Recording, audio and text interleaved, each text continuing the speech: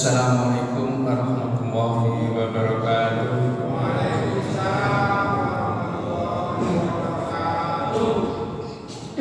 Alhamdulillahilladzi an'amana bi ni'matil imani wal islam wa nusalli wa nusallim ala sayyidina sayyidina Muhammadin wa ala alihi wa sahbihi ajma'in wa man tabi'ahum bi ihsanin ila yaumiddin. Amma ba'd. Para jamaah, Bapak Ibu remaja sholat subuh yang dimuliakan Allah, pertama marilah sama-sama kita panjatkan syukur kehadiran Allah SWT atas segala rahmat, nikmat dan berbagai karunia yang Allah telah limpahkan kepada kita semuanya, terutamanya nikmat iman Islam, nikmat sehat walafiat, nikmat panjang umur, dan nikmat sempat sehingga pada pagi hari ini kita masih bisa bersama-sama menunaikan salah satu kewajiban kita, yaitu sholat subuh berjamaah. Selawat serta salam senantiasa tercurah limpahkan ke junjungan kita Nabi Agung Muhammad sallallahu alaihi wasallam beserta keluarga dan para sahabatnya, serta kita sebagai umatnya. Marilah senantiasa kita memperbanyak bersalawat kepadanya dengan harapan semoga kelak kita mendapatkan syafaatnya di yaumil qiyamah. Amin ya rabbal. Kita bersama-sama masih Allah memberikan kesempatan untuk duduk bersama di tempat yang mulia ini untuk mengikuti majelis ilmu yang insyaallah akan disampaikan oleh guru kita Dr. Haji Muhammad Kamal Hakim MA dengan kajian hadis Arba'in Nawawi. Namun sebelum kajian ini kita mulai, marilah sama-sama kita membaca Al-Quran suratul Fatihah sebagai ungkapan rasa syukur kita kepada Allah SWT atas berbagai nikmat yang Allah telah limpahkan kepada kita semuanya, dan semoga senantiasa kita istiqomah, diberikan istiqomah iman dan Islam kita. Ala hadiniyah wa buniyatin sallallahu al-Fatihah. A'udzu billahi minasy syaithanir rajim. Bismillahirrahmanirrahim. Alhamdulillahi rabbil alamin, arrahmanir rahim, maliki yaumiddin. Iyyaka na'budu wa iyyaka nasta'in. Ihdinas siratal mustaqim, siratal ladzina an'amta 'alaihim ghairil maghdubi 'alaihim waladdallin. Dan mohon maaf, dan seperti biasa nanti penghujung taklim menyisakan waktu dan kesempatan kepada para jamaah mereka yang bertanya. Terima kasih. Wassalamualaikum warahmatullahi wabarakatuh.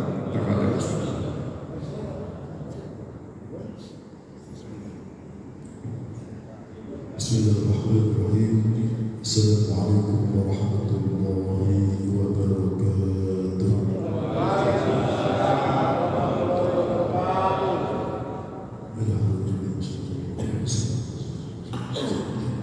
Ya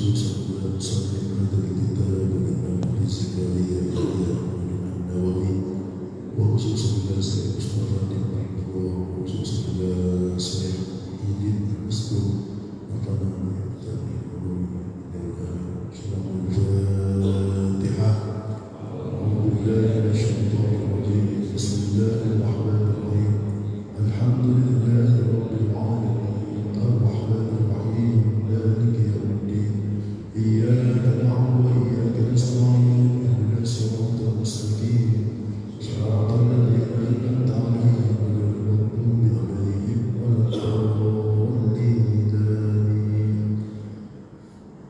bil Mustafa balligh maqasidana waghfir lana ya wasi'al karami.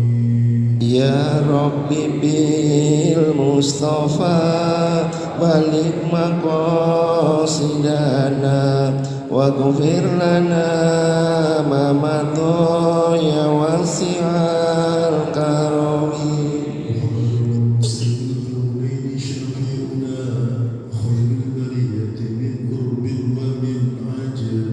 Ya Rabbi bil Mustafa baligh maqasidana waghfir lana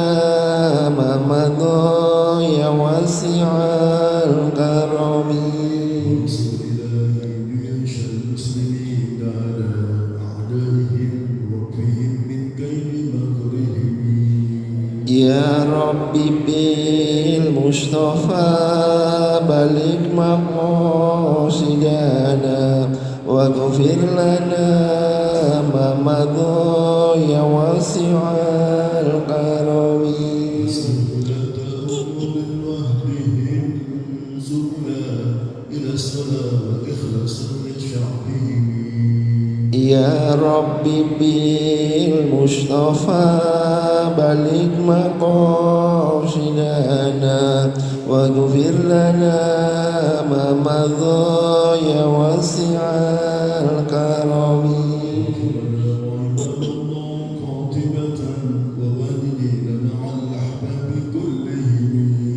يا ربي بالمصطفى بلغ مقاصدنا واغفر لنا ما مضى يا واسع الكرم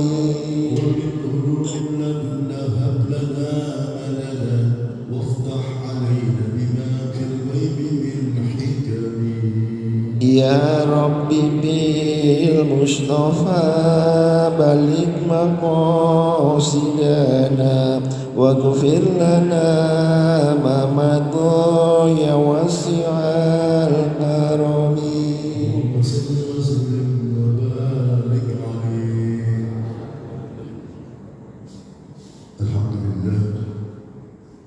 الحمد لله الذي أنعمنا بنعمة الإيمان والإسلام وعطانا بالصحة والعافية وجمعنا في هذا المكان روضة من رياض الجنان. اللهم صل وسلم على سيدنا محمد صلى الله عليه وسلم. اللهم علمنا بما علمتنا وعلمنا ما ينفعنا وارزقنا علما تنفعنا. اللهم فقهنا في الدين وعلمنا تعليم. اللهم أغننا بالعلم وزينا بالحلم واغننا بالتقوى وجملنا بالعافية. وبعد para jemaah yang dimuliakan oleh Allah Subhanahu wa taala, syukur alhamdulillah pada pagi hari ini kita dapat menunaikan kewajiban kita melaksanakan salat subuh secara berjamaah dilanjut dengan taklim pada pekan ini pada hari Sabtu, yaitu kajian hadis nomor 40 Nawawi. Kita ambil dari kitab Al-Wafi di Syarah Arba'in An-Nawawiyah. Semoga amal ibadah yang kita laksanakan, langkah dari rumah masing-masing di tempat yang mulia ini diberikan ganjaran oleh Allah Subhanahu wa taala, senantiasa kita istiqomah selalu dalam melaksanakan perintahnya dan meninggalkan segala larangannya. Salawat dan salam tak lupa kita sampaikan kepada Nabi Muhammad sallallahu alaihi wasallam, uswah dan qudwah hasanah kita semua. Semoga beliau telah memberikan semua semakin kepada kita semua. Baiklah, pada pagi hari ini kita akan melanjutkan pembahasan dalam kitab Al-Wafi di Syarah Arba'in An-Nawawiyah, hadis Imam Nawawi pada hadis yang ke-32. Bismillahirrahmanirrahim. Qala musannif fi kitabihi wa ala na'amihi wa bi barakati ulumihi wa bikum fi dawaini amin. Al-hadithu al-thani wa al-thalathun, hadis yang ke-32. Nahyud darari bil Islam, larangan membahayakan dalam Islam. An Abi Sa'id Sabni Sinan Al-Khudri radhiyallahu anhu anna Rasulullah sallallahu alaihi wasallam qala la darara wa la dirara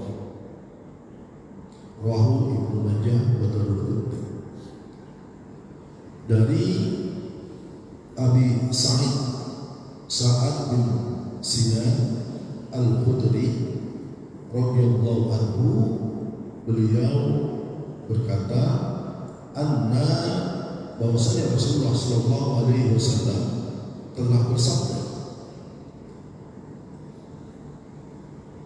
la darra wa la dirara,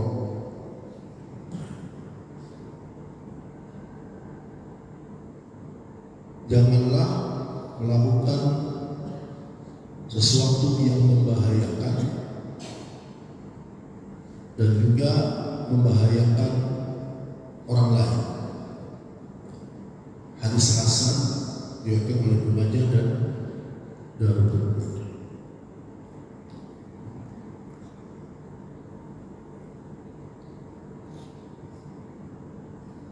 Qala Abu Amr bin Salah anna hadha hadis istidlal Daruqutni min wujuh wa majmu'ihi yuqbil hadis wa yuhsinu wa qad taqabbala jamaah ahli ilmi muhtaj bihi wa qala Abu Dawud innahu min hadis allati yadullu dhikr 'alayha yashku bi qawlihi ghairu ibn wallahu. Dalam hadis yang cukup singkat ini diriwayatkan oleh Ibnu Majah serta Daruqutni, tidak boleh, dilarang membahayakan dan membahayakan orang lain.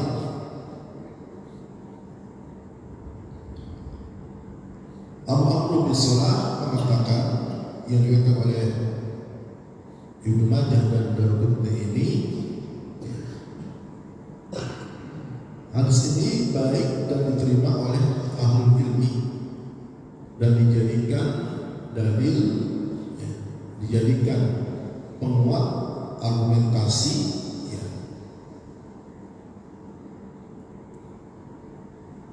dalam beberapa keputusan. Dan hadis ini khususnya digunakan dalam fikih.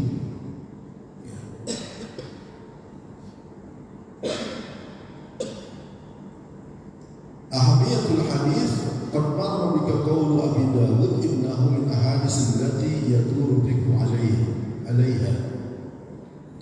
Sampaikan sebelumnya bahwa apa yang dikatakan oleh Abu Dawud bahwa hadis ini digunakan dalam fikih, usul fikih, nanti juga untuk istinbatul ahkam, digunakan dalam hal tersebut. Lughatul hadis, ikhtalafa ulama'u bi makna ad-darar wad-dirar fi hadzal hadis. Hal huma bi makna wahid aw bainahuma farq? Wal masyhur anna bainahuma farqan. Para ulama berselisih pendapat dalam makna doror dan diror. Sebagian mengatakan ini maknanya sama, sama-sama membahayakan. Tetapi yang paling banyak berpendapat bahwa keduanya adalah berbeda. Wa qila bi ma'na kullu minha aqwal wa la'ala abdulha, dan setiap pendapat itu ada argumentasinya, ada alasannya, tetapi yang kita ambil ini yang berbeda. Anad doror ayal haqu ada biman lam yu'tihi. Doror itu artinya tidak memberikan kerusakan, bahaya bagi orang yang belum melakukan hal tersebut. Wa tiror ayyul haqa adan biman qad adahu al Sedangkan diror adalah membalas, memberikan bahaya kepada orang yang telah menyakitinya ala wajhi ghairi masyru'. Dalam hal ini sesuai yang tidak diperbolehkan dalam syariat. Jadi ad-darar wa ad-dirar itu bedanya kira-kira seperti ini. Ad-darar artinya membahayakan orang yang belum melakukan hal tersebut. Kemudian ad-dirar itu membahayakan orang yang telah melakukan hal tersebut. Kira-kira seperti ini. Kalau kita dizolimi oleh orang, ketika kita membalas perbuatan zalim tersebut, itu adalah dirar. Orang tersebut sudah melakukan satu kezaliman, kita balas dengan menzalimi dia, itu dirar. Tapi dirar itu memberikan bahaya kepada orang lain belum lakukan hal tersebut kepada kita.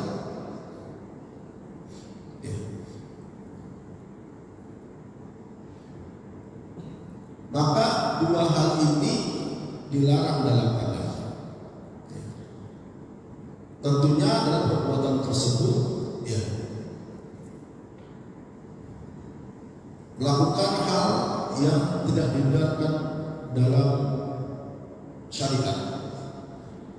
Artinya nanti ada penjelasan lagi, ketika orang yang berbuat perbuatan kriminal, maka ketika dia diberikan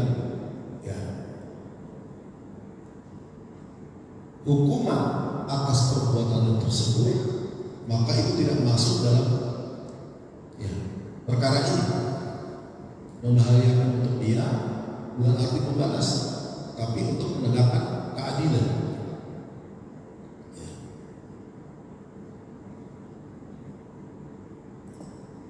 Fiqhul hadis wa ma yanshuru ilaihi. Pemahaman dari hadis dan petunjuk yang kita dapatkan darinya.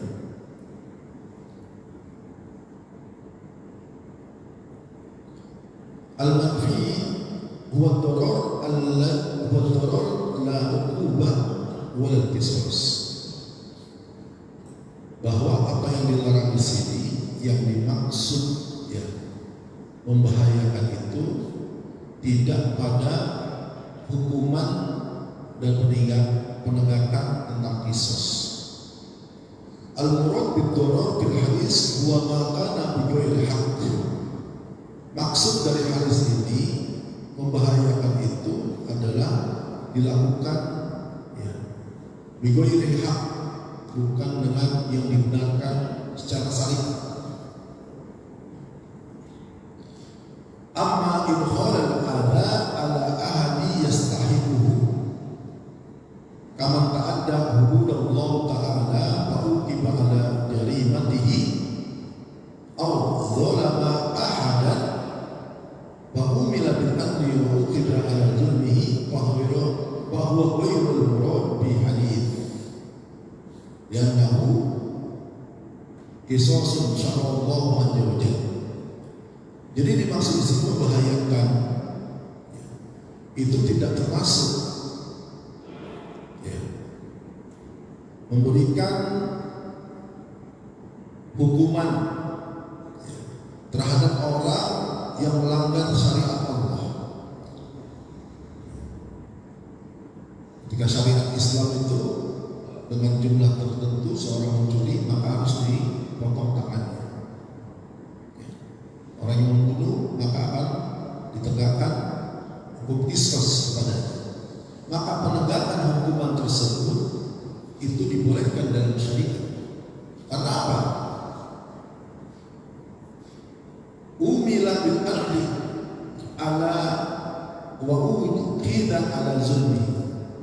Karena untuk menegakkan keadilan atas perbuatan kezaliman yang Jadi berbeda ketika hal ini diterapkan tentang hukuman terhadap orang yang melakukan satu perbuatan kriminal, satu perbuatan yang melanggar hukum agama, maka tidak masuk dalam wilayah hadis ini. Ya, tidak boleh membahayakan. Waktu zaman COVID dulu ya, maka kita menggunakan masker. Agar apa? Agar tidak membahayakan diri kita serta membahayakan orang lain. Ketika terpapar atau tidak adalah tindakan pencegahan. Maka ketika seorang melakukan satu kezaliman, perbuatan yang melanggar syariat dan dihukum atas perbuatannya, tidak masuk pada wilayah ini. Sekilas misalkan hukum kisos ini tidak manusiawi, padahal syariat Islam itu adalah untuk pencegahan. Misalkan syariat Islam tegakkan dalam hal ini, kita ambil contoh misalkan di Saudi Arabia, itu ada masjid Qisas di Jeddah. Jadi pelaksanaannya, kalau sudah ada keputusan dari pengadilan bahwa ini bersalah, telah menghilangkan nyawa orang lain tidak sesuai dengan syariat, maka sudah ada keputusannya. Itu pelaksanaan Qisasnya setelah sholat Jumat orang bunuh. Dan di Qisas di halaman masjid, gitu ya, dilihat oleh orang banyak. Nah, tindakan ini menjadi salah satu preventif pencegahan. Maka perbuatan pembunuhan, pencurian itu sangat sedikit dibandingkan di negara-negara lain, apalagi negara barat yang mengusung akan HAM. Boleh dicek di Amerika misalkan, katanya negara yang menuju HAM, tingkat kriminalitas dalam sejam itu berapa, pembunuhan itu berapa, atau tidak usah jauh-jauh di negara kita. Kalau kita baca berita atau melihat informasi, miris gitu ya, banyak terjadi pembunuhan bahkan oleh orang-orang terdekat, anak membunuh bapak dan neneknya, orang tua membunuh anaknya, dan lain sebagainya. Maka syariat Islam tegakkan itu adalah untuk pencegahan preventif. Nah, negara kita mau mengadopsi hukum positif, ukibat, maka diberikan hukuman orang yang melakukan hal tersebut, terbukti dan dimasukkan penjara. Itu baru hukuman dunia. Hukuman akhiratnya belum. Nanti orang yang melakukan hal tersebut tetap akan melalui pengadilan akhirat karena meneteskan darah. Pembunuhan itu adalah perkara pertama yang akan diadili setelah kita dihisab amal ibadah kita, kemudian akan diadili hukukul adil, hak kita dengan orang lain. Maka dalam sebuah hadis Rasulullah SAW bersabda, awal ma yakunu yaumul qiyamah bid-dima, bahwa sesuatu yang pertama kali diadili kelak di hari kiamat adalah perkara meneteskan darah, menghilangkan nyawa orang. Itu nanti akan diadili.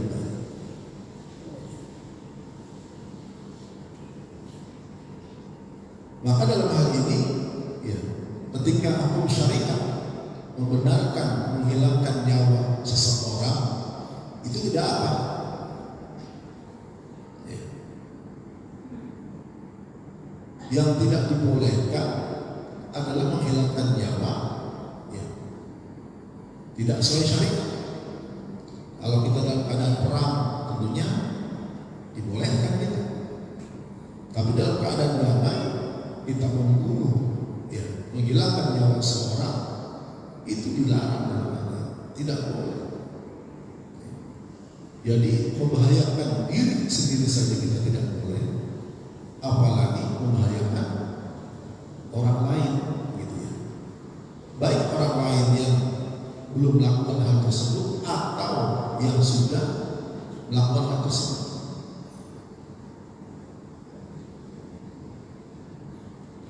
Yang kedua, la taklifa fi Islam bima fihi darar wa la nahyun amma fihi naf'un.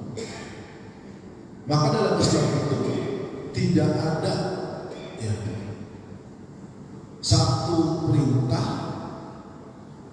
yang di dalamnya ada hal yang membahayakan. Demikian juga tidak ada larangan atas sesuatu yang ada manfaatnya. Jadi syariat Islam itu, perintah Allah itu akan memberikan manfaat yang luar biasa, dan larangannya tentu, ya, ada hikmah di baliknya. Jadi ajaran Islam betul-betul sesuai, ya. Tidak ada apa yang diperintahkan dalam agama ini menimbulkan kemudaratan, menimbulkan bahaya. Demikian juga yang dilarang tentu tidak ada manfaat dari hal yang dilarang tersebut. Ya.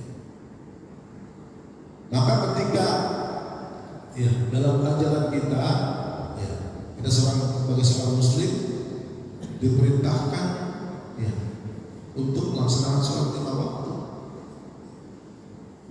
Setelah diteliti, ya, banyak sekali manfaat-manfaat yang didapatkan, hikmah-hikmah. Dan ini ditelitikan oleh seorang Muslim.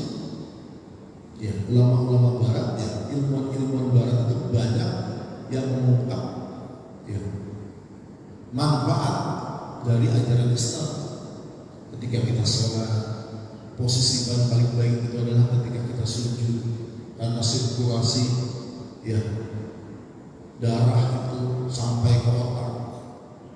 Ya, diteliti semua gerakan dalam sholat itu memberikan manfaat yang sangat luar biasa. Demikian juga apa yang dilarang, ya, dalam agama, karena tidak ada manfaat dalamnya. Disebabkan Allah, ya, melarang kita untuk, ya, mengadu nasib, untuk berjudi. Sekarang terbukti, ya, karena berjudi itu, ya, akan memberikan kerusakan yang sangat luar biasa. Bahkan sekarang, ya, akhir-akhir ini, ya, negara kita ini sedang sangat konsen dalam pemberantasan judi online. Kalau dahulu judi itu bisa dilihat, ya, orang beli porkas dulu, ya, SD akhirnya ditutup selesai. Orang, ya, main kartu, ya, sambil berjudi di situ, sabun ayam kelihatan. Tapi sekarang di rumah, di kamar masing-masing bisa main judi online itu. Alhamdulillah, sudah banyak sekali yang terkena. Maka mudaratnya sangat luar biasa. Banyak yang akhirnya berhutang, judi online. Terlihat akan bahayanya. Kan tidak membahayakan orang lain, Ustaz. Ini kan harta saya. Ya, saya tidak menjolimi orang. Siapa bilang ketika menggunakan hal tersebut, ya, harta habis, ya, orang yang harus kita nafkahi, istri kita, anak kita terbengkalai, bahkan apa yang dimiliki asetnya terjual semua akibat hal tersebut. Maka salah seorang bandar yang telah hijrah, ya, dia alam mengatakan bahwa judi online itu disetting. Nggak ada yang kaya, nggak ada yang menang terus-terusan, itu disetting, ya, agar ketagihan terus penasaran, ya. Kapan berhenti? Kalau udah habis semua, akhirnya apa? Ya bunuh diri, dan dosanya berlipat-lipat. Maka apa yang agama ini larang itu tidak ada manfaat di dalamnya. Ya. Inna Allah Ta'ala lam yukallim ibadahu bi'la ma yudurruhu kama anna subhanahu wa ta'ala lam yattahim an syai'in bihi na'udhu. Allah itu tidak membebani hambanya untuk melakukan satu perbuatan yang akan membahayakan mereka. Demikian juga Allah tidak melarang satu perbuatan yang ada manfaatnya. Kapan kita ketahui setelah berjalan ternyata banyak sekali hikmah, ya, dari apa yang Allah haramkan.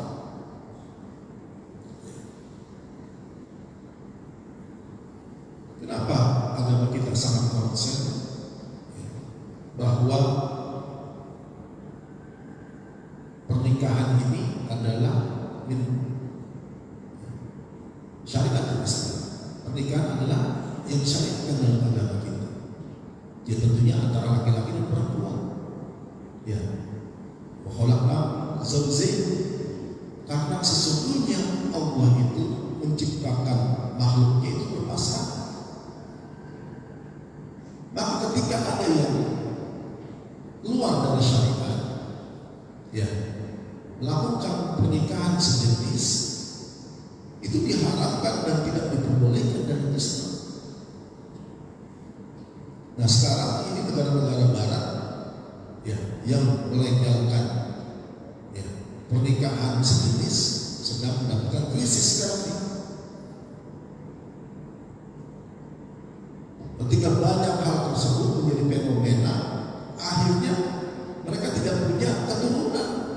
Bagaimana bisa mungkin, ya, ketika pernikahan sejenis ini dilegalkan akan ada anak-anak yang dihasilkan, ya, dari satu perbuatan yang dilarang?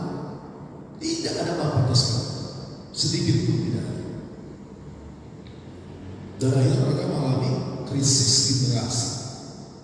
Ya, Indonesia termasuk yang paling banyak itu ya populasi kita. Dan negara Muslim itu banyak, tidak ada masalah kita dalam hal tersebut. Ya, orang-orang Barat sekarang bingung, itu kenapa banyak, ya, didapatkan pada akhirnya, ya, sekolah seperti kita, taman anak-anak sudah tidak ada. Karena apa? Siapa yang melihatnya? Anaknya yang satu dua begitu, mulai habis, dan pada akhirnya mereka meninggalkan agama mereka. Ya, banyak penerima ibadah akhirnya dijual. Ya. Dan ini menunjukkan apa yang Allah syariatkan dalam agama kita ini. Allah tidak akan membawa banding kita pada saat hukum. Ya, kalau itu ada mudah-mudahan, dan Allah tidak akan memberikan larangan terhadap sesuatu yang ada manfaatnya. Ada semuanya pasti hikmah di balik perintah Allah. Ya.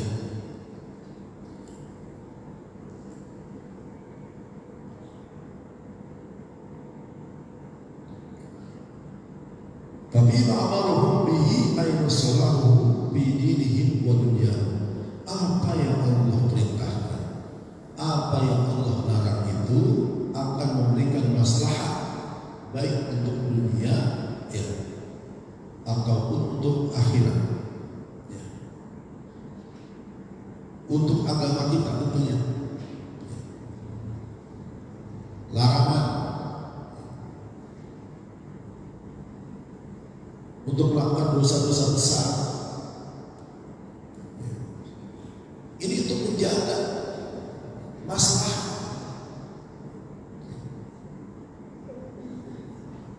Ketika hukuman diberikan sangat-sangat besar, manfaatnya lebih besar.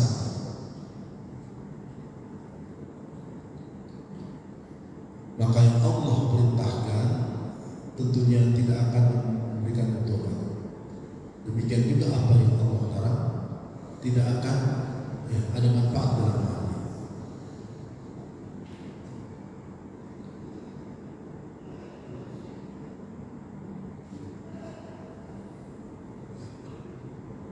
Wa wadaha li kulli dhi aqlin yanzur fi syar'i Allah azza wa jalla anna Allah ta'ala abaha lil 'abdi kullama fihi salamatu uqulihim wa sihhati abdanihim lam yahzur alaihim illa ma fihi ihlal bi hawasil qulubi wa mulkatihim. Dan dijelaskan bagi orang yang mempunyai akal atas syariat Allah bahwa Allah itu membolehkan hambanya untuk melakukan apa? Kullu ma fihi salamatu qulihim, yang sesuai dengan akal mereka dan untuk kesehatan badan mereka. Jadi Allah perintahkan kepada kita untuk sholat 5 waktu. Ternyata ketika digaji dalam ilmu kedokteran, manfaatnya sangat luar biasa. Sangat luar biasa. Semua gerakan yang kita lakukan manfaatnya ternyata banyak sekali. Demikian juga yang Allah larang, ada hal yang membahayakan, dan hal tersebut tidak akan memberikan manfaat.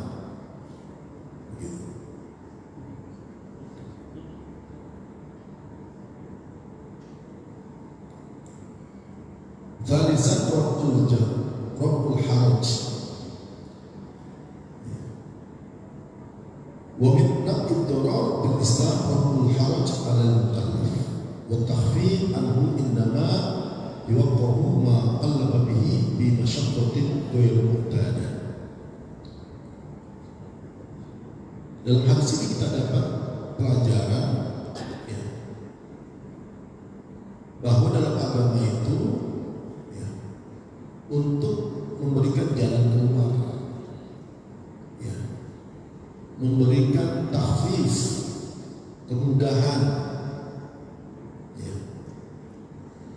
ketika mendapatkan satu kesukaan.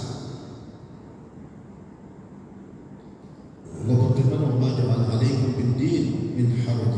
Dan tidaklah Allah jadikan pada kalian dalam agama ini sesuatu yang memberatkan. La yukallifullahu nafsan illa wus'aha. Ini sangat kita hafal bahwa Allah tidak akan membebani seorang hamba di luar kemampuannya.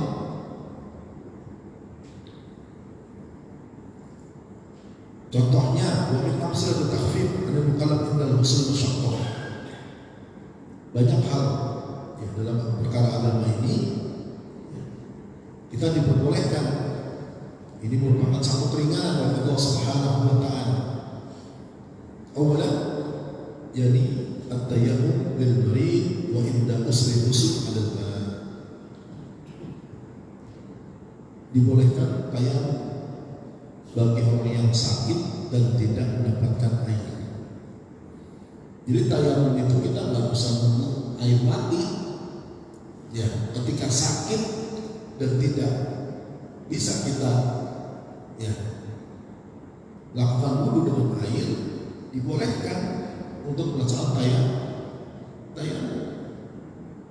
Sepertinya kalau kekeringan di negara kita, tidak sampai nggak bisa wudhu ya. Bisa kita berwudhu. Mungkin ketika tayamum ini kita bisa lakukan ketika kita sakit dan tidak bisa melakukan, ada luka di anggota tubuh yang harus dibasuh ketika wudhu misalnya, maka cukup dengan tayamum introlin dari debu tanah yang suci. Kalau mau enak ya disaring dulu gitu, ambil tanah ya, saring gitu ya, dan itu nanti digunakan untuk melaksanakan tayamum. Ya. Bedanya kalau wudhu kita sekali wudhu, kalau kita belum batal misalkan dari maghrib ke isya, boleh kita gunakan wudhu kita. Tapi kalau tayamum enggak, ya sholat maghrib tayamum, mau sholat isya walaupun belum batal harus tayamum lagi. Jadi berlamanya satu kali untuk sholat wajib, gitu ya. Kalau sholat sunnah nggak apa-apa, tapi kalau sholat wajib nggak boleh double, ya untuk tayamum. Ya. Kalau saya pernah merasakan tayamum karena ada air, ya, karena di suatu daerah kami yang tinggal, ya, itu betul-betul tidak ada air. Air hanya untuk minum. Di satu masjid semuanya tayamum, ya bukan di sini. Nah, dalam syariat kita itu memudahkan. Coba kalau orang yang sakit mau tidak mau harus tetap tayamum, tetap harus duduk, tidak boleh tayamum. Itu memberatkan, gitu ya. Maka dalam hal itu ya tayamum dibolehkan dalam agama. Ya. Demikian kita juga ketika sholat, ya, dalam keadaan sehat walafiat kita diharuskan untuk berdiri.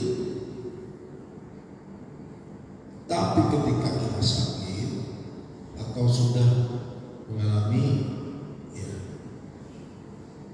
penuaan, biasanya sudah tidak bisa duduk, ya, sujud, gitu ya. Boleh dengan duduk di kursi, gitu. Itu adalah kemudahan dalam agama. Kita duduk tidak bisa dalam keadaan berbaring, silakan. Ya, orang yang dirawat, ya, dia sulit untuk ya duduk sekali, boleh sambil berbaring, wudhunya tayamum, ya, sholat. Nggak bisa mengangkat tangan, boleh nggak bisa, ya, serat mata, gitu ya. Jadi dalam agama ini banyak kemudahan-kemudahan, ya, ketika sesuatu itu memberatkan seorang hamba untuk melaksanakan.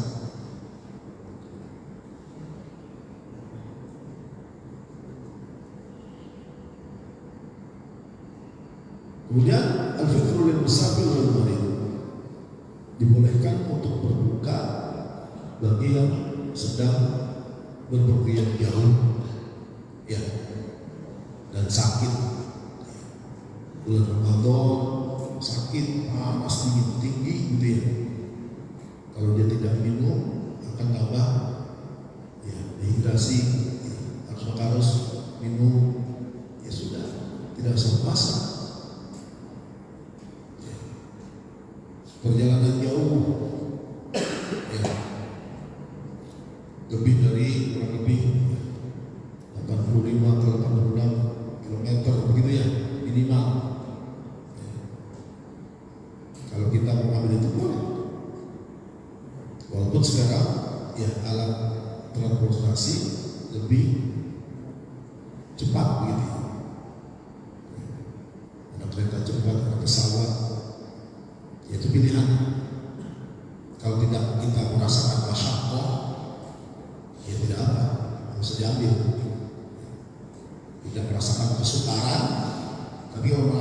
sukar nanti repot ini ya sudah, boleh tidak berpuasa. Nah ini dalam agama memberikan solusi gitu. Dan keadaan nggak bisa, maka keadaan yang lain boleh.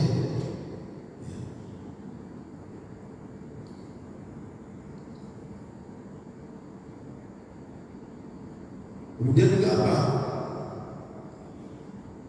Contohnya ada ulzul masyi liman nazara ayyahu jamasiyah. Pada zaman Rasulullah SAW itu ada ya, seorang yang bernazar ingin melaksanakan haji jalan kaki, maka dalam agama itu dibolehkan ya meninggalkan ya nazar untuk berjalan kaki ketika itu memberikan kesukaan. Ya, dari Madinah ke Mekah saja kan lumayan lama. Naik mobil berapa lama itu? 6 jam gitu ya. Itu kalau cepat, lambat. Kalau jalan kaki kan jauh, udah sepuh. Ya, misalkan. Maka nazar itu boleh tidak dilakukan ketika ada kesukaran. Ya. Tapi kalau tidak ada kesukaran, ya tidak.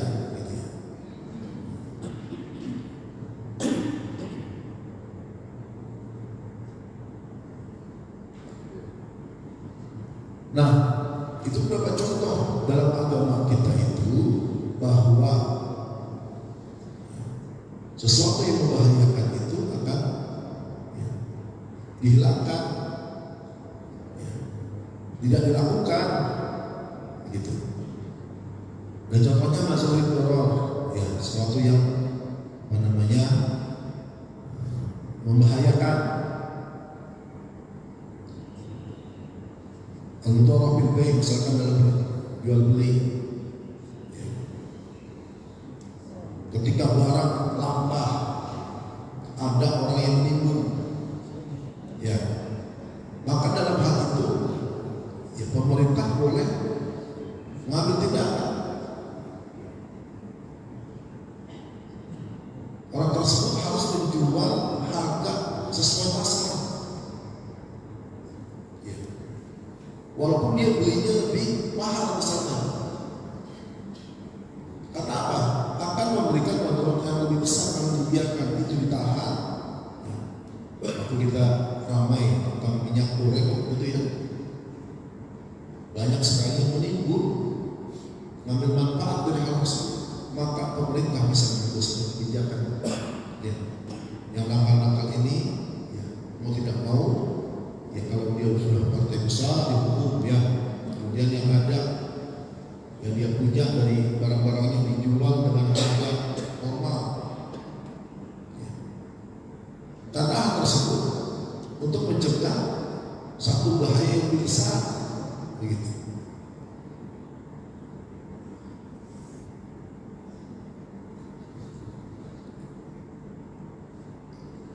Atau misalkan ar-ruk'ah bin nikah atau irja' jawzatihi bi usmatihi bi faqatil iddah min al-talaq alladhi maqalatana bangkihu guna awsafihuna bi ma'rufin wala tumihuna durara berkata ila akhir ayat.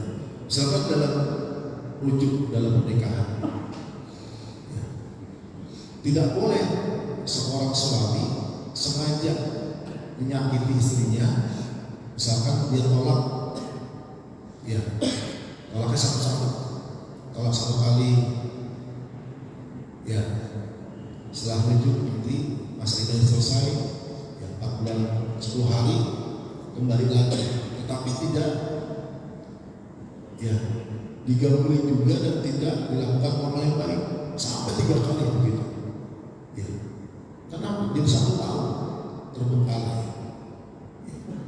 Maka hal itu juga tidak diperbolehkan ya.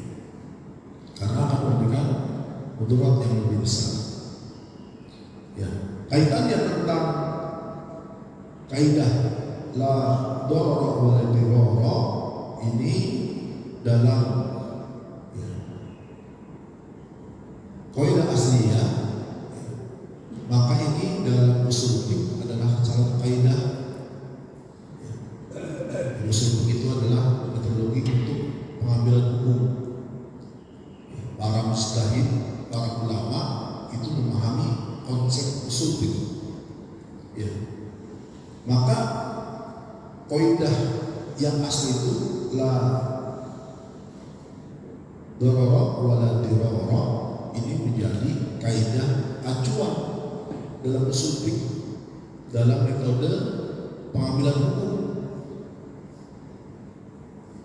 Maka nanti dari kaidah usul ini, kaidah yang pokok ini, ada beberapa kaidah yang menjadi sub bagian, ya.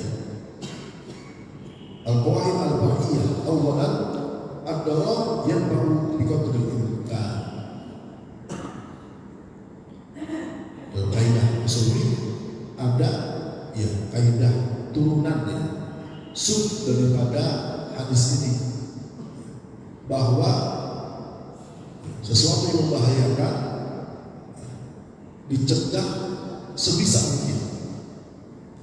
Ya.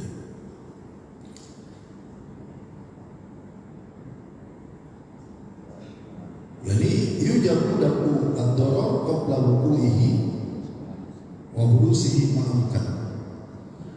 Lianna ad-da'a ashar min al-ruq. Ya. Jadi mencegah itu ya, wajib untuk mencegah satu perbuatan yang membahayakan sebelum terjadi. Ya, karena mencegah itu lebih mudah daripada ya minarati. Ya. Mencegah itu lebih baik. Kalau kita ya mencegah lebih baik daripada mengobati. Ya. Ada seseorang yang ingin melukai orang lain. Ya. Kita cegah. Itu lebih baik daripada sudah terjadi kita pisahin tapi sudah terluka, gitu kira-kira. Contoh yang paling mudah.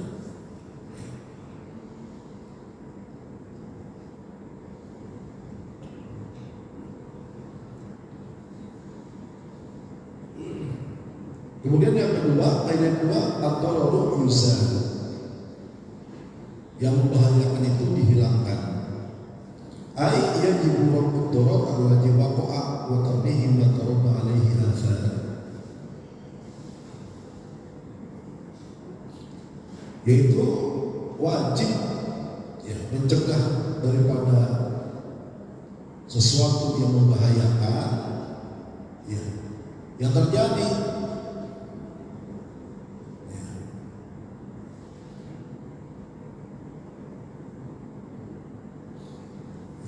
Misalkan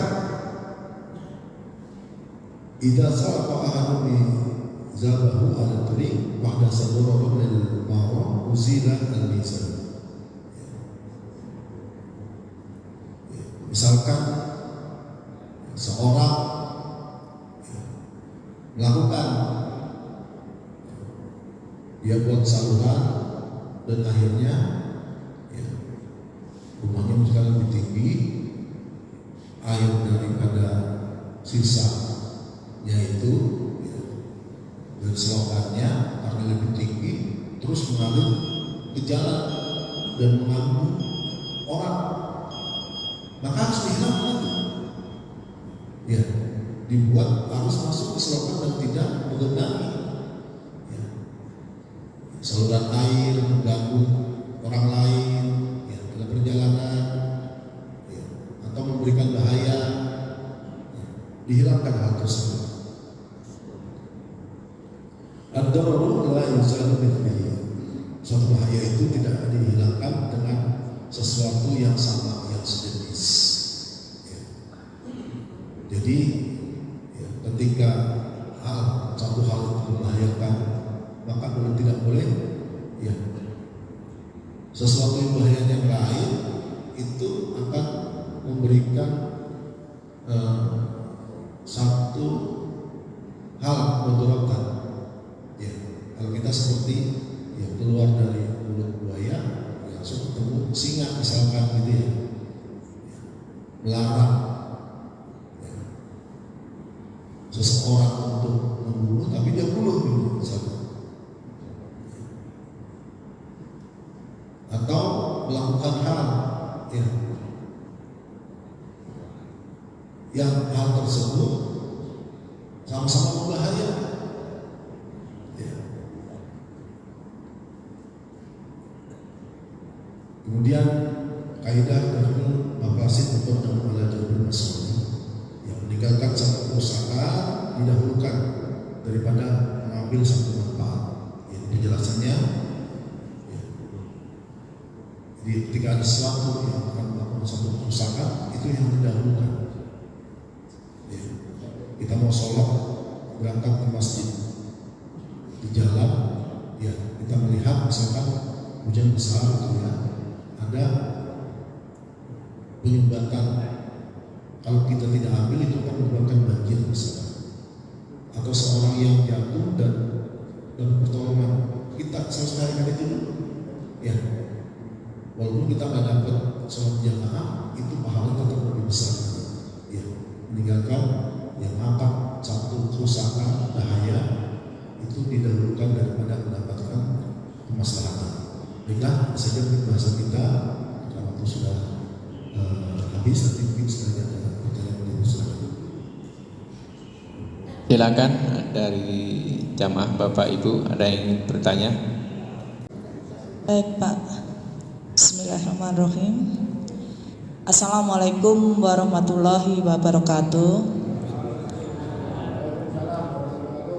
Perkenalkan, saya Lili Musyarofa. Pak Ustadz,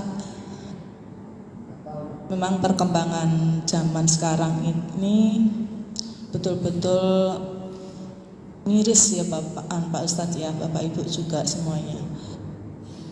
Banyak hal-hal yang memang di luar ranah kita atau di luar kendali kita yang sudah sering kita amati di media massa, yang anak membunuh orang tua, kemudian orang tua membunuh anak, atau suami membunuh istri dan sebaliknya. Dan juga yang kita amati juga sekitar kita, lingkungan kita, sering kita melihat sudah ada anak-anak masih di luar, masih bermain. Kemudian ada juga yang keluarganya, di lingkungan keluarga, orang tuanya sholat, anaknya malah tidak bisa dikendalikan. Kemudian sebaliknya juga, anaknya yang ibadahnya bagus tapi orang tua kurang bagus. Jadi ada hal-hal yang seperti itu.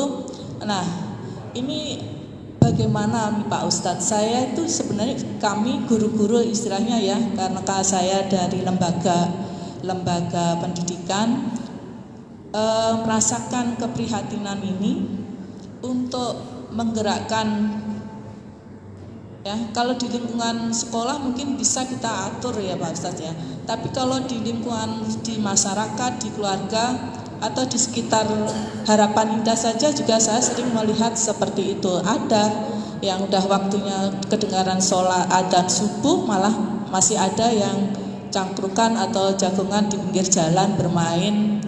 Kalau saya nggak salah, saya lihat di situ tuh bermain karambol apa itu ya, kartu.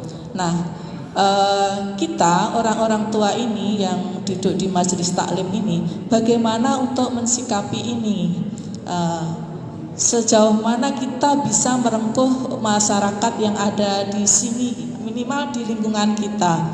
Itu Pak Ustadz, mohon pencerahannya agar kita itu duduk tidak hanya menyimak, mendengarkan, tapi ada reaksi kita terhadap hal-hal yang tidak sepantasnya atau yang tadi sudah disampaikan Pak Ustadz. Terima kasih Pak, mohon pencerahannya.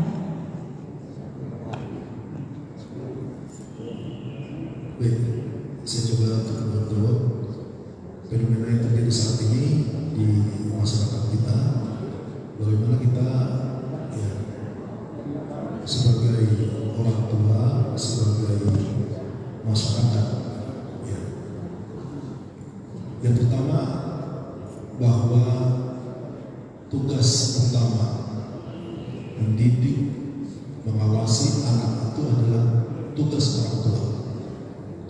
ini harus menjadi pemahaman masing-masing.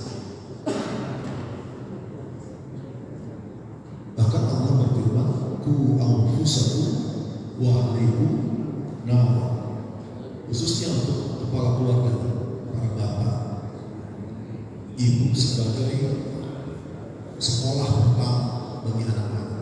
Al-Umhiya al-Madrasah al-Ula harus dicapkan. Jadi mendidik anak itu adalah kewajiban orang tua yang utama. Maka ketika hal ini kita langsungkan secara besar, sedini mungkin anak-anak kita ajarkan ilmu agama. Kemudian juga mengawasi mereka. Jadi orang tua bukan tugasnya hanya memberikan nafkah saja. Tidak ada komunikasi, tidak ada pengawasan. Karena sekarang apa? Banyak sekali, bukan hanya di lingkungan sekitar. Dengan handphonenya saja, anak-anak kita kalau tidak diawasi sejak dini akan melakukan perbuatan-perbuatan yang dilarang dalam agama. Jadi fungsi pengawasan orang tua yang utama, yang pertama. Kita sebagai masyarakat, lingkup terkecil adalah keluarga. Maka keluarga ini kita jaga. Suami mengingatkan istri, istri mengingatkan suami, mengawasi anak-anaknya, bahwa tugas mengurus anak itu bukan hanya tugas seorang istri, bukan juga hal-hal yang tidak ada kaitan seorang bapak yang hanya mencari nafkah. Bukan itu tugas utamanya mendidik, memberikan pelajaran. Apa kata Rasulullah SAW? Qulu auladakum bis-shalah wa hum abna'u sab'in wadribuhum 10. Kata Rasulullah SAW, perintahkan anakmu untuk sholat umur 7 tahun. 7 tahun itu sudah harus diperintah sholat. Jangan ketika umur setahun 2 tahun aja diperintah sholat. Pas sudah sekolah nggak diajar, nggak diperintah. Bahkan tegas dalam agama untuk diajarkan biar tegas. Ketika umur 10 tahun anak itu belum mau melaksanakan sholat, maka pukullah. Boleh pukul ternyata, tapi pukulnya adalah untuk pendidikan. Kita berikan, kita mulai dari keluarga kita. Ketika ilmu agama telah kita ajarkan, kita didik mereka dengan kemampuan kita memberikan pelajaran, ajarkan adab kepada mereka, bagaimana berbicara dengan orang tua. Sekarang banyak orang tua ngomong lah dulu aja, gua dan lain sebagainya. Tidak ada adab, diajarkan sejak dini. Kemudian dalam lingkup yang lebih besar, itu kita harus memperhatikan juga lingkungan sekitar kita. Alhamdulillah, di masjid ini semuanya dalam satu tempat interaksi kita akan menguatkan. Kita hadir dalam sholat jamaah, dalam kajian, dalam taklim, ini untuk memperkuat silaturahim. Maka kalau sudah seperti itu nanti bisa melakukan kontrol sosial. Maka perintah dalam agama itu bukan hanya mengajak kepada kebaikan, tapi nahyu anil munkar. Ketika ada satu kemungkaran di daerah kita bisa bersama. Kita tidak takut. Ini anak-anak pada main judi misalnya, bukan tugas RT, kemudian RW saja. Kita sebagai masyarakat mengingatkan, nah itu anak siapa, jadi kasih tahu, dipanggil. Maka hal seperti itu yang bisa dilakukan. Kita mulai dari keluarga kita, tempat terkecil, dari keluarga, kemudian dalam lingkup yang lebih besar, RT, RW, gitu komunitas dalam masjid, ya, seperti ini jamaah kita, maka kita saling mengingatkan. Ya, ketika ada satu ya perbuatan yang akan memberikan mudarat, kita cegah. Ya, yang anak kumpul sini, udah malam 11 malam 12 ngomong gak jelas, ya akhirnya pada minum main narkoba, itu kan dosa. Ya, merusak lingkungan. Kita lakukan ya nahi munkar bersama dengan RT dan RW dan masyarakat. Ketika hal itu dicegah bersama, selesai gitu. Jadi kita mulai dari keluarga kita dan lingkungan masyarakat sebagai kontrol. Ya, jadi jangan lupakan bahwa tugas utama kita sebagai orang tua bukan hanya menafkahi ya lahiriah saja, tapi batiniah yang sangat penting ini. Pelajaran agama, mendidik mereka dengan adab, ya, dengan tata krama, itu pun juga mengabdi. Kemudian dikontrol juga, ya. Jadi orang tua juga jangan bolehkan mereka, ya, kalau anaknya udah jam 9 dan 10 cari, ya, jangan anak, ya, malam minggu masih keluyuran, jam 12 jam 1 ngumpul dengan teman dan jangan, karena nanti kalau sudah berkumpul seperti itu akan ya, nanti bisa pada hal-hal negatif. Demikian dan jauh dari wallahu a'lam bishawab. Jika ada pendapat terkait dengan dolor itu kan menciptakan bahaya tapi tanpa niat, tidak disengaja. Tapi kalau tiror itu memang sengaja dengan niat. Jadi yang tidak sengaja saja itu akan menimbulkan masalah, apalagi yang disengaja itu kan berarti patut untuk diberikan hukuman. Nah, ini yang kurang, kadang-kadang sanksi sosial dari seperti dicontohkan oleh Kiai tadi. Apa sih tugasnya RT? Memang RT ngurusin yang model-model begitu.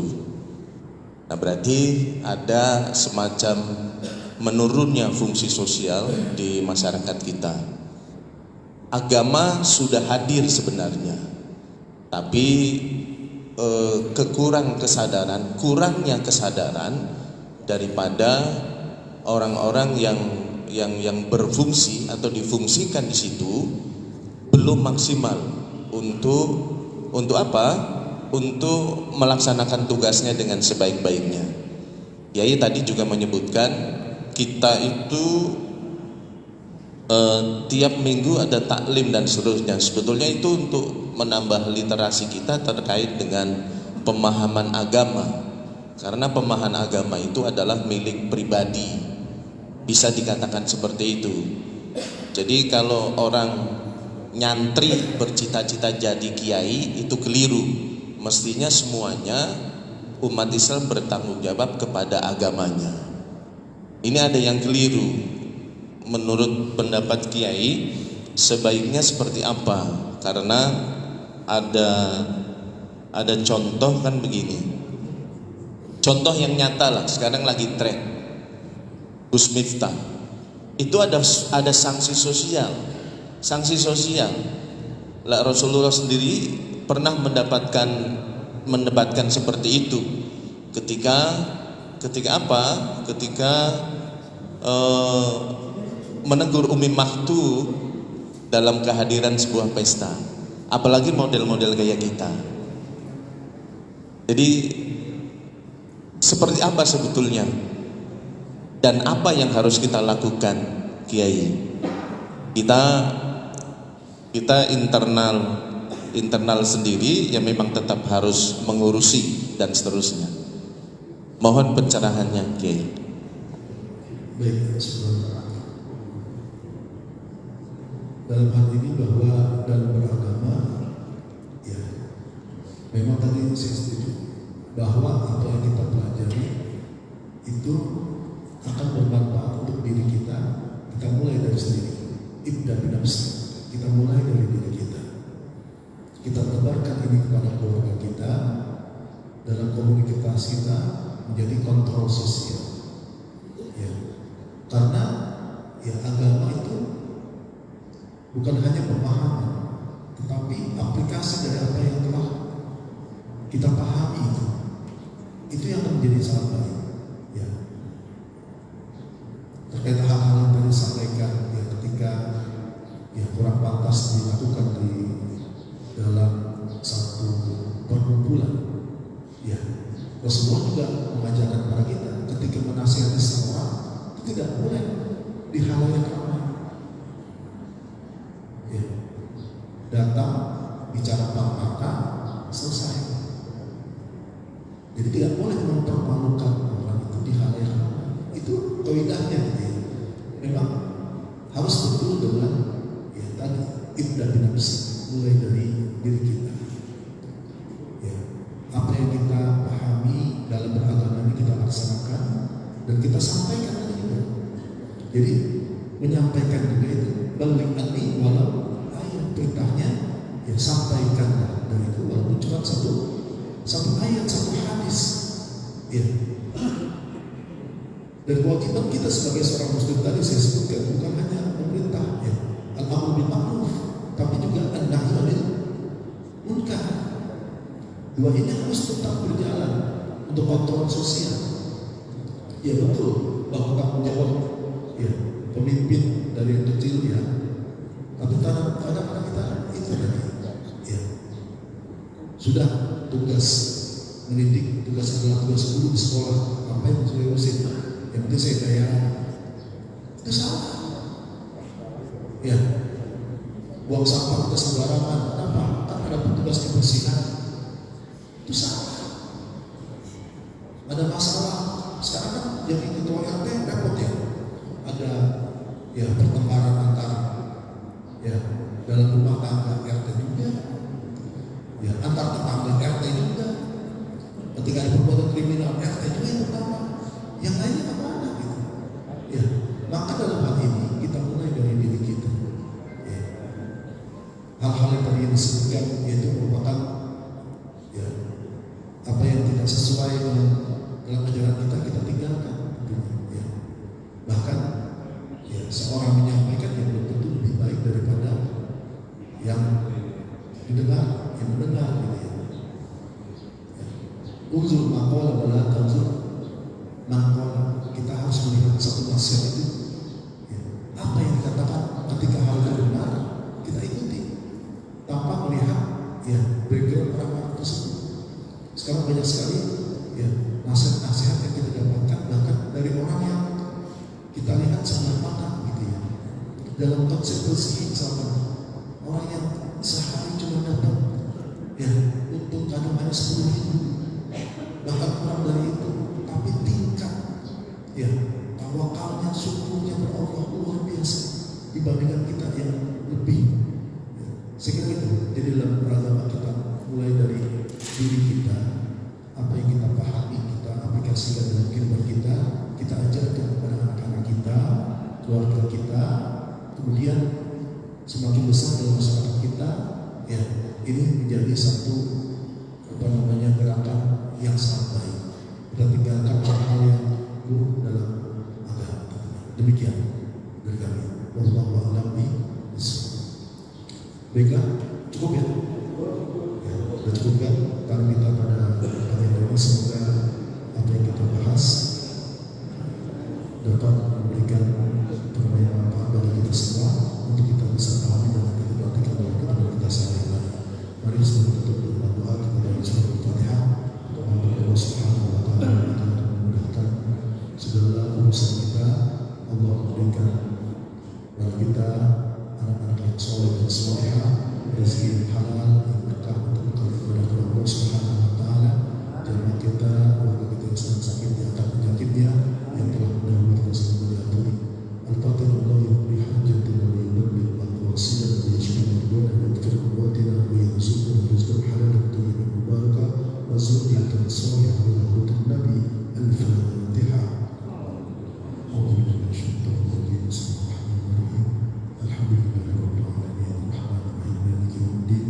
Iyyaka na'budu wa iyyaka nasta'in. Ihdinas siratal mustaqim. Siratal ladzina an'amta 'alaihim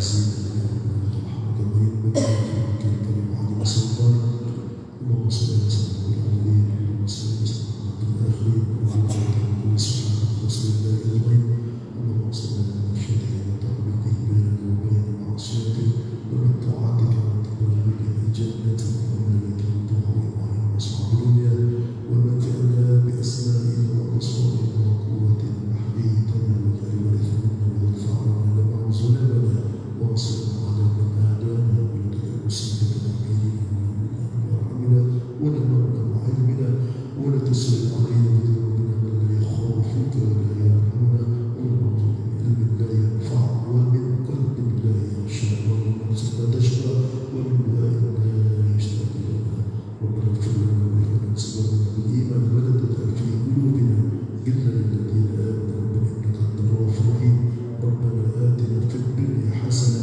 وفي الاخره حسنه وقنا عذاب النار وادخلنا الجنه الابرار يا عزيز الغفار يا رب العالمين بفضل